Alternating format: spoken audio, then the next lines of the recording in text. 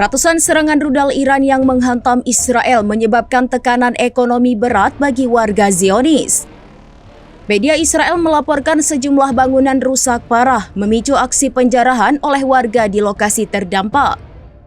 Situasi kacau dimanfaatkan untuk mengambil uang tunai dan barang mewah dari apartemen serta pusat perbelanjaan yang rusak.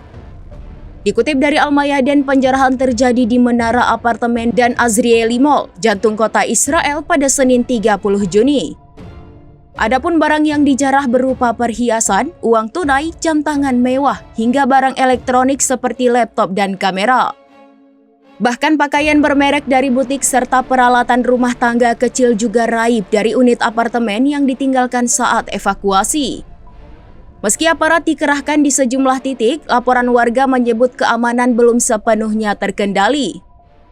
Pemerintah Israel menyatakan kerugian akibat serangan rudal mencapai 3 miliar dolar Amerika Serikat atau sekitar 10 miliar shekel.